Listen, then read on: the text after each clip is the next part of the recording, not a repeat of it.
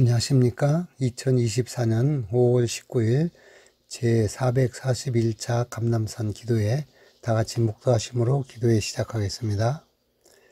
네, 오늘 하나님의 말씀, 사랑의 말씀을 이학봉 목사님께서 대언해 주시겠습니다. 이학봉 목사님.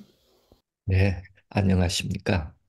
오늘은 실물교훈 제27장입니다. 내 이웃이 누구오니까 라는 주제 내용을 잠시 명상하겠습니다. 유대인들 사이에 내 이웃이 누구오니까 라는 이 질문은 끝없는 논쟁을 일으켰습니다. 그들은 이방 사람들과 사마리아인들에 대해서는 의문의 여지가 없었습니다. 그들은 외인이요, 원수로 여겼기 때문입니다. 문제가 되는 것은 여러 나라 사람들을 저희 나라 사람들이죠. 어떻게 구별하느냐가 문제였습니다. 제사장들과 랍비들과 장로들은 누구를 이웃으로 생각해야 할 것인가가 보통 문제가 아니었습니다. 왜냐하면 그들은 저희 자신을 깨끗하게 하기 위한 여러 가지 의식으로 한평생을 보내고 또 무식하고 부주의한 사람들과 접촉하게 되면 자신이 더러워지게 되며 그것을 제거하기 위해서 많은 수고를 해야 한다고 믿고 가르쳤기 때문입니다. 그랬기에 논쟁이 되는 것이 깨끗이 아니한 자들을 이웃으로 여겨야 하는가 하는 문제였죠. 그리스도께서는 이 문제를 선한 사마리아인의 비유로서 대답하셨습니다. 그분은 우리의 이웃이 우리가 속한 교회의 교인이나 우리와 같은 믿음을 가진 사람들만을 의미하지 않는다고 가르치셨습니다. 우리 이웃은 그가 누구이든지 간에 우리의 도움이 요구되는 사람이며 우리의 이웃은 역경으로 말미암아 매를 맞고 상함을 받는 모든 사람을 말합니다. 왜냐하면 그들 모두가 다 하나님의 소유인 사람들이기 때문에 우리의 이웃이라고 말씀하셨습니다. 선한 사마리아인의 비유는 구주께서 가르치실 때 어떤 율법사가 일어나 예수를 시험하여 묻는 질문 가운데 선생님, 내가 무엇을 하여야 영생을 얻으리까? 하고 물었습니다. 예수께서는 변론하지 아니하시고 오히려 그 사람에게 율법에 무엇이라고 기록되었으며 내가 어떻게 읽느냐라고 물으셨습니다. 율법사는 내 마음을 다하며 목숨을 다하며 힘을 다하며 뜻을 다하여 주 너의 하나님을 사랑하고 또한 내 이웃을 내 몸과 같이 사랑하라 하셨다고 대답했습니다. 그리스도께서는 내 대답이 옳도다. 이를 행하라.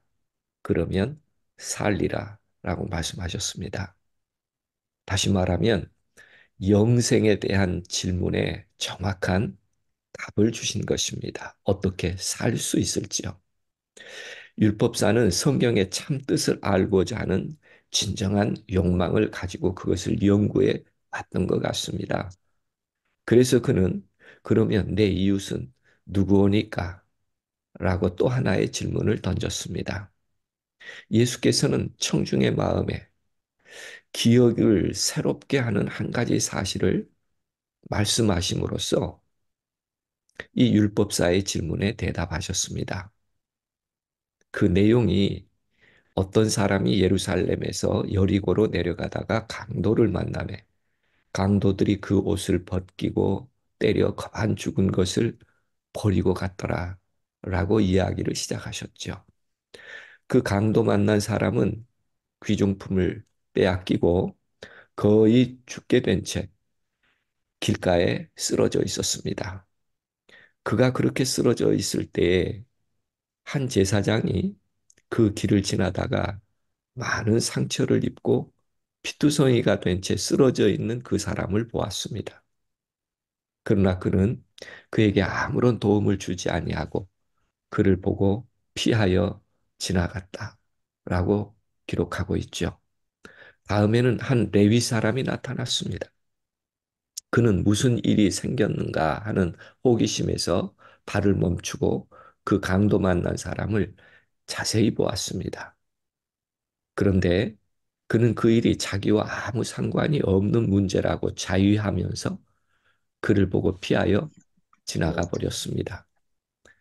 그러나 그 같은 길로 지나가던 그 같은 길로 지나가던 사마리아 사람은 강도 만난 사람을 보고 불쌍히 여겨 가까이 가서 기름과 포도주를 그 상처에 붓고 싸매고 자기 짐승에 태워 주막으로 데리고 가서 돌보아 주었습니다.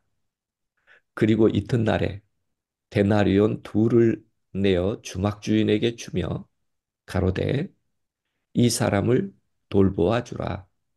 부비가 더 들면 내가 돌아올 때 갚으리라고 하였습니다.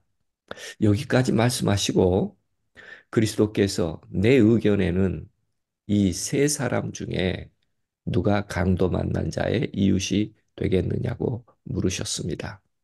그때 율법사는 자비를 베푼 자니이다 라고 대답하였습니다. 그리스도께서 이 교훈을 주실 때 직접적이고 응? 설득력 있는 뭐 방법으로 파란 거 한 번 누르면 나온다고? 율법의 그게 원칙을 아니라 제시해 주신 동시에 저희가 이 원칙들을 실행하는 일에 태만히 하고 있음을 지적하셨습니다. 그러기에 예수께서 마지막으로 가서 너도 이와 같이 하라 라고 말씀하셨습니다. 도움이 요구되는 사람에게 그와 똑같은 부드러운 친절로 대하라는 것이었습니다. 그렇게 함으로 그가 온 율법을 지킨다는 증거를 보이게 될 것이라고 말씀하셨습니다. 사실 당시 유대인과 사마리아인 사이의 증오심은 너무나 컸기 때문에 사마리아 여인은 예수께서 자기에게 물을 좀 달라고 하신 것을 이상히 여길 정도였죠. 그 사마리아 여자가 당신은 유대인으로서 어찌하여 사마리아 여자인 나에게 물을 달라 합니까? 라고 반문한 것이 그것을 증명합니다. 이는 유대인이 사마리아인과 상종치 아니하였기 때문입니다. 그런가 하면 유대인들이 예수에 대해 죽이고 싶은 증오심이 가득 차서 성전에서 그분을 돌로 치려 할 때 한 말 중에 보면 유대인들은 이렇게 말합니다.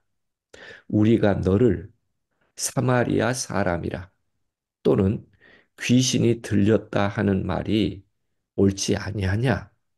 이렇게 할 만큼 증오와 차별이 심했습니다. 그러나 사마리아 사람은 내 이웃을 내 몸과 같이 사랑하라는 계명을 이행함으로써 자기를 업신여기는 사람들보다 더 의롭다는 것을 드러내 보였습니다. 사마리아 사람은 자기의 생명이 위험에 처해 있음에도 불구하고 상처 입은 사람을 자기 형제처럼 대했습니다. 이 사마리아 사람은 그리스도를 대표한다고 신물교훈에 말하고 있습니다. 우리의 구주께서는 우리가 상처를 입고 죽게 되었을 때 그분은 우리를 불쌍히 여기셨습니다.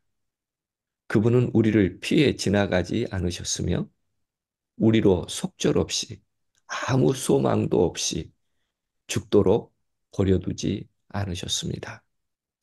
그분은 온 하늘 천군의 존경을 받으시던 거룩하고 행복한 하늘집에 머물러 계시지 아니하시고 그분은 우리의 상처를 보시고 이를 고치시려고 인류의 상징을 당신의 자신의 일처럼 돌아보셨습니다. 그분은 당신의 원수를 구원하시려고 죽으셨습니다. 그분은 당신을 죽인 자들을 위하여 기도하셨습니다. 그분은 당신의 모본을 가르치시며 제자들에게 내가 이것을 너희에게 명령하면 내가 너희를 사랑한 것 같이 너희도 서로 사랑하라고 말씀하셨습니다. 제사장과 레위 사람들은 하나님께서 친히 정하신 성전 예배에 참석했다가 돌아가는 길이었습니다. 그 예배에 참석하는 것이 너무나 크고 고상한 특권이었으므로 제사장과 레위 사람, 저희가 그렇게 높임을 받는 사람들이기 때문에 알지도 못하는 길가에 봉변당한 사람을 돌봐준다면 저희의 위신이 떨어질 것이라고 생각했습니다. 그리하여 저희는 저희 동포들에게 축복을 나누는 하나님의 대리자로서 하나님께서 그들에게 주신 이 특별한 기회를 등한히 했습니다. 오늘날에도 많은 사람들이 이와 같은 생각에 과오를 범하고 있다고 신물교훈은 이야기하고 있습니다. 그들은 자기들의 의무를 전혀 다른 두 종류로 구별하고 있었습니다. 하나는 하나님의 율법에 규정된 커다란 일이고, 다른 하나는 내 이웃을 내 몸과 같이 사랑하라는 하나님의 명령에 나타나 있지 않는 소위 작은 일들, 이렇게 구별했습니다. 더 나아가 고난에 처한 사람들을 돌보는 것이 저희의 위험을 떨어뜨린다고 생각하고 있었기에 저희가 매우 훌륭한 사업을 하고 있으므로 궁핍하고 공경에 처한 사람들을 돌볼 여지가 없다고 생각했습니다. 그들은 소위 위대한 사업이라고 생각하는 일을 이루기 위해서는 가난한 자들을 압제하기까지도 서슴지 않았습니다. 그들은 가난한 자들이 고통스럽고 어려운 처지에 놓이게 만들고 그들의 권리를 빼앗으며 그들의 필요를 돌아보지 않았습니다. 그러면서도 그들은 그리스도의 사업을 발전시키고 있기 때문에 이러한 모든 행위가 정당한 것이라고 생각한 것입니다. 그렇듯 하나님의 종들이 그분과 협력하지 않기 때문에 저희에게서 흘러나와야 할 하나님의 사랑이 저희 동포들에게 흘러가지 못하고 그들에게서 차단되고 말았습니다. 인간의 마음과 입술에서 흘러나오는 찬양과 감사의 노래가 하나님께 돌아가지 못하게 된 것입니다. 신앙을 공언하는 일이 허다하게 많지만은 그런 공헌은 아무런 가치가 없다고 실물교훈은 이야기합니다.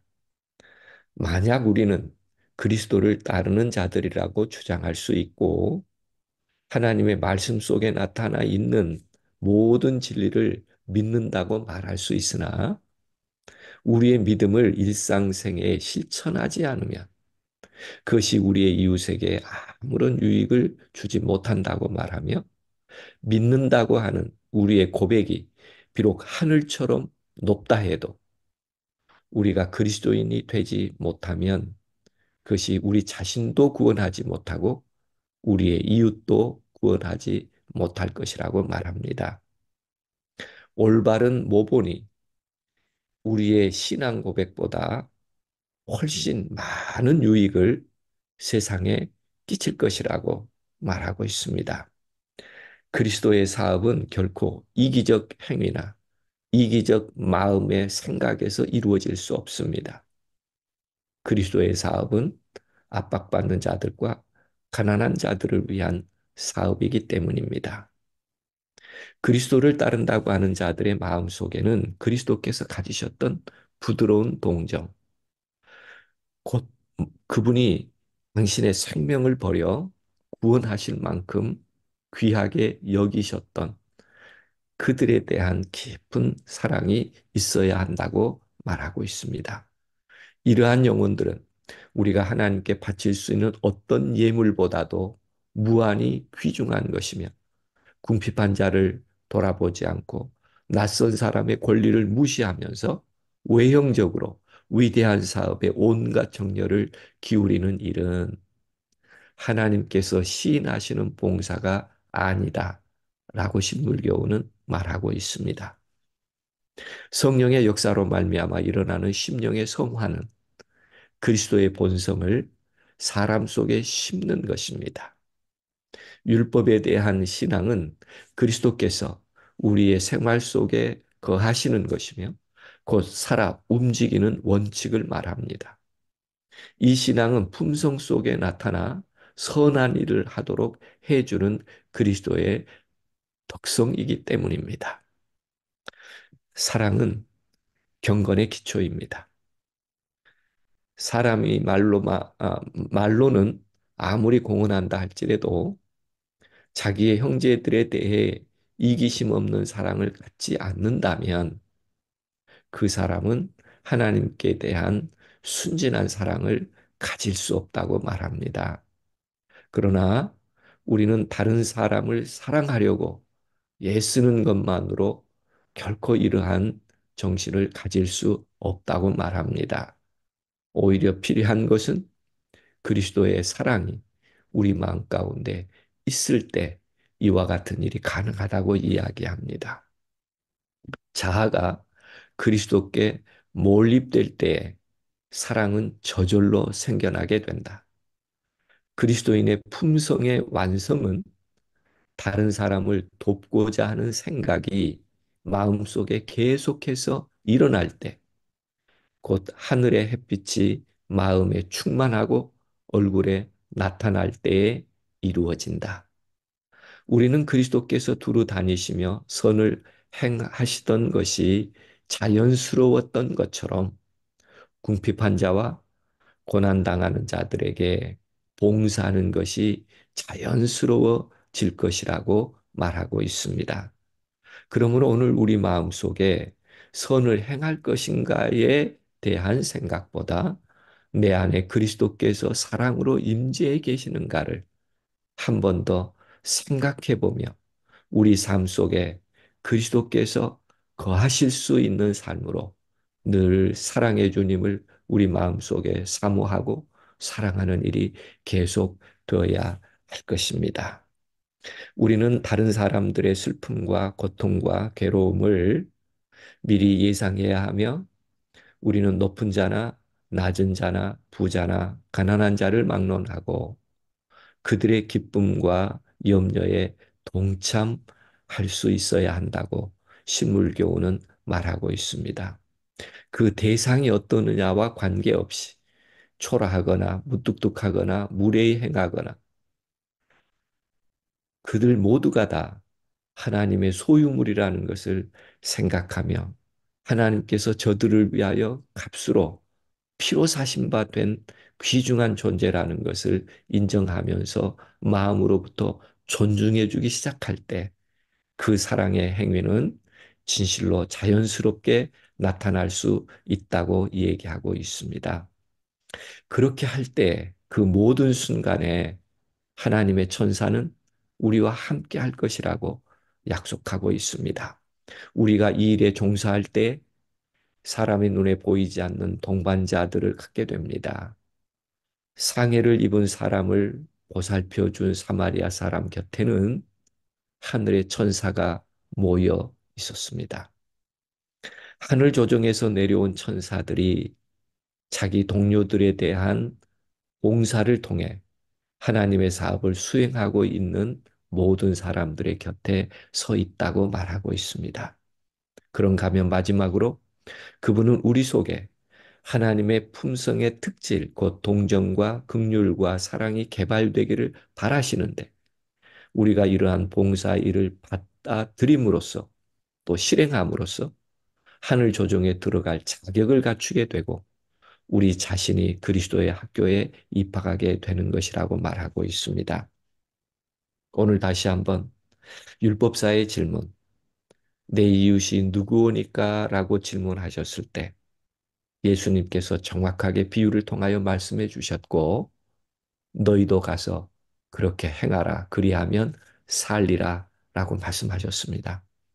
이 사랑이 우리 모든 감남산 기도회원들의 심령 속에 함께 거하게 되므로 자연스러운 사랑의 행위로 실천될 수 있는 한 주간이 되기를 간절히 바라면서 말씀을 줄이겠습니다.